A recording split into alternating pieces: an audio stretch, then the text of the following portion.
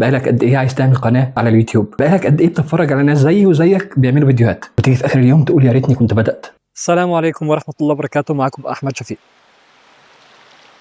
بتبرر لنفسك ما عنديش كاميرا، ما عنديش ميكروفون، ما عنديش افكار، خايف اقف قدام الناس، لا ما عنديش وقت، كلام فاضي. كل دي اعذار بتسرق منك فرصه العمر. اليوتيوب دلوقتي ما بقاش مجرد منصه فيديوهات، اليوتيوب دلوقتي بقى اكبر فرصه لاي حد عنده فكره، عنده رساله، عنده مجرد حتى معلومه صغيره عايز يوصلها، عايز يشاركها، انه يبني لنفسه بزنس، يبني لنفسه جمهور، يبني لنفسه مستقبل. وقف اعذار وابدا دلوقتي. النهارده هوريك بالطريقه العمليه والادله الدامغه ان مفيش عذر من اعذارك له اي قيمه. هعلمك ازاي تبدا قناتك على اليوتيوب دلوقتي من غير اي فلوس، باقل الامكانيات، ومع اول فيديو ليك في اقل من ساعه. جهز موبايلك عشان نبدا الرحله مع بعض. يلا بينا. العذر الاول، ما عنديش فكره اعمل ايه. ده اول واكبر عذر. ما عنديش فكره اعمل عنها فيديوهات. كذب. انت عندك افكار كتير، اكتر بكتير مما تتخيل. والفكره مش ان انت تكون خبير في مجال معين، الفكره ان انت تكون شغوف بحاجه، او عندك مشكله عايز تحلها، او تعرف معلومه اكتر من غيرك. في 3 انواع من المحتوى تقدر تبدا بيهم. اول نوع المحتوى التعليمي، او ما يدعى باللغه الانجليزيه توتوريالز وهاو تو. ازاي تصلح حاجه في البيت، ازاي تعمل اكل معين، ازاي تستخدم برنامج على الموبايل. انت بتعرف تشرح حاجه، ابدا بيها. ثاني نوع عندنا هو المحتوى الترفيهي، او ما يدعى باللغه الانجليزيه بالانترتينمنت. بتحب الكوره، عندك راي في اي حاجه، ممكن تعمل مراجعات او تحليلات، او حتى مجرد رد فعل على فيديوهات تانية. ثالث نوع عندنا هو المحتوى التوثيقي اليومي، او ما يدعى باللغه الانجليزيه بالفلوجينج والدوكيومنتري. حياتك انت بتعمل ايه فيها كل يوم؟ بتسافر فين؟ بتتعلم ايه جديد؟ الناس بتحب تتفرج على حياه الناس التانية. شوف كام سؤال من اصحابك عن ازاي عملت كده، السؤال ده لوحده فكره فيديو. شوف اكتر حاجه الناس بتسالك عليها، هي دي قناتك. الخلاصه، ما تفكرش في الفكره العبقريه، فكر انا اعرف ايه وغيري ما يعرفوش، وايه الحاجه اللي بحب اتكلم عليها ساعات. تاني عذر عندنا هو انا ما عنديش امكانيات ولا معدات غاليه. العذر التاني انا عايز كاميرا DSLR، ميكروفون بكام الف جنيه، واضاءه احترافيه.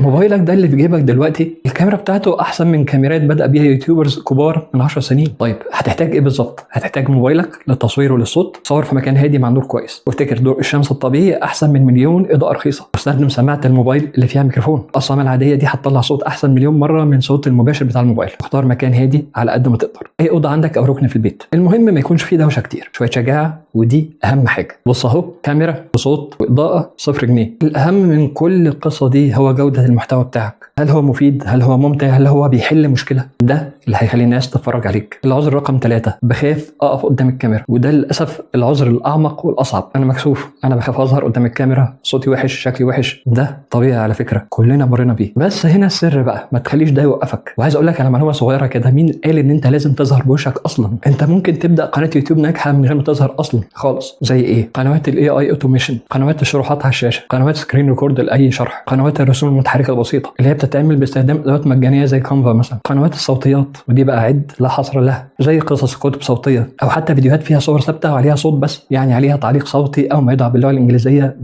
فويس اوفر. قنوات ما يدعى بالستوك فوتج، ودي القنوات اللي بتستخدم فيديوهات او صور مجانيه من مواقع زي بيكسلز او بيكسابي، وبيبقى عليها تعليق صوتي بصوتك او بصوت ذكاء اصطناعي، وده اللي هنتكلم عنه كمان شويه. ابدا باللي يريحك، وممكن بعد كده لما تكسب ثقه تظهر بوشك بعدين. لكن مفيش داعي ان الخوف يعطلك عن البدايه. لو في اي حاجه من اللي انا قلتها دلوقتي تبدو معقده، ما تقلقش، احنا هنرجع للكلام ده كله فيديو لكل نوع من انواع الفيديوهات دي واحده واحده. ولو مش عاجبك كلامي وقررت تبدا بمعدات وتكلف، ما تقلقش، هنتكلم عن كل حاجه واحده واحده، فيديوهات منفصله. تمام، خلصنا الاعذار، جينا لوقت الجد. اهلا بيك في الخطه الخماسيه، اول فيديو ليك في اقل من ساعه وببلاش. الخطوه الاولى الفكره، وهتاخد 5 دقائق. امسك ورقه وقلم واكتب 3 حاجات الناس بتسالك عليها، واختار اسهل واحده. مثال مثلا، ازاي اعمل حساب بنكي، ازاي اطبخ الطبخه الفلانيه. الخطوه الثانيه السكريبت، وده هنديله 15 دقيقه. ادخل على جيميناي او تشات GPT واكتب الامر ده، اكتب لي سكريبت فيديو يوتيوب عن، واكتب فكرتك للمبتدئين. السكريبت يكون 1000 كلمة مقسم لفقرات بلغة بسيطة ومباشرة، مع مقدمة قوية وخاتمة فيها دعوة لاتخاذ جرأة. راجع السكريبت، عدل فيه، خليه بأسلوبك انت. الخطوة الثانية عندنا هي التصوير أو التسجيل، ودي هنديها 20 دقيقة. لا هتظهر بوشك، يبقى شغل على طول موبايلك، افتح الكاميرا وسجل. خلي الموبايل في وشك، حط كوباية أو أي حاجة تسنده بيها. بعدين اقرا السكريبت اللي انت عملته وارتجل براحتك، مش لازم تقوله زي ما هو، وعيد أكتر من مرة لغاية لما تاخد لقطة كويسة. لو مش هتظهر بوشك، استخدم كليب تشامب أو feed.io. جنون، سجل صوتك وانت بتقرا السكريبت، او اعمل حساب مجاني على ليفل نابز وخليه يعمل لك الصوت بالاي اي. الخطوه الرابعه عندنا هي المونتاج، ودي احنا نديها 15 دقيقه. هنستخدم برنامج مونتاج سهل جدا، حاجه زي كاب كات او كليب تشامب، والاثنين متاحين على الموبايل وعلى الكمبيوتر. نزل الفيديو بتاعك او الصوت لو مش هتظهر بوشك، حط عليه فيديوهات مجانيه وصور مجانيه من بيكسلز وبيكسابي لو مش هتظهر بوشك. وممكن تضيف مؤثرات صوتيه من مكتبه جوجل الصوتيه على اليوتيوب، وضيف شويه نصوص بسيطه بتلخص الموضوع. واعمل كات للاجزاء اللي فيها سكوت طويل او اللي فيها غلطات. يا جماعه الموضوع بسيط، مش محتاج حد محترف. الخطوه الخامسه عندنا هي رفع والنشر. الخطوه الخامسه عندنا هي رفع والنشر. ادخل على اليوتيوب من موبايلك او من الكمبيوتر، اختار رفع فيديو واكتب عنوان جذاب، ممكن شات جي بي تي يساعدك في الموضوع ده، واكتب وصف جذاب وبرضه ممكن شات جي بي تي او جيميناي يساعدوك في الكلام ده. اختار صوره مصوره او تمنيل من صور الفيديو او صممها ببلاش على كانفا، بس كده اضغط على نشر ومبروك، اول فيديو في اقل من ساعه. ليه بقول لك دلوقتي؟ لان اليوتيوب مش بيستنى حد. كل يوم بيعدي انت بتفقد فرصه ان انت تكتشف نفسك وتكون لقيت صوتك وبنيت جمهور. المنافسه بتزيد والتقنيات بتتطور. الناس مش بتدور على اليوتيوبر المثالي،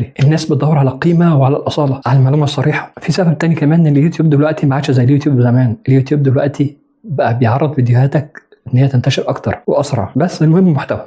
اهم حاجه المحتوى. صدقني لما اقول لك ان اول 10 فيديوهات ليك هيكونوا وحشين، لكن رقم 11 هيكون افضل، والفيديو رقم 20 هيكون افضل بكتير. مع الوقت هتتعلم وهتطور وهتكتشف اسلوبك. الناس مش هتتفرج على اول فيديو عشان صورته احترافيه، هتفرجوا عليها عشان انت عندك شجاعه تبدا وعلشان عندك قيمه تقدمها. دلوقتي القرار ليك، هتقدر تتفرج على الناس وهي بتبني مستقبلها قدامك ولا هتبني مستقبلك بنفسك دلوقتي؟ التحدي هو اعمل اول فيديو ليك في الاسبوع ده بس، خلاص. مش لازم يبقى بيرفكت، المهم ان انت تبدا. يا ريت تكتب لي في التعليقات ايه اول فكره فيديو هتعمله، هيتكلم عن ايه. متحمس جدا ان انا اشوف ابداعاتكم. لو الفيديو ده كسر عندك اي عذر، ما تنساش تعمل لايك وتشارك الفيديو عشان يوصل لكل حد عايز يبدا، واشترك في القناه وفعل الجرس، لان في فيديوهات جايه كتير عن افكار لفيديوهات ومحتوى ما بينتهيش، ومحتوى يجيب لك مشاهدات. اشوفكم على كل خير وصحه وسلامه وسعاده. احمد شفيق، وابداوا دلوقتي.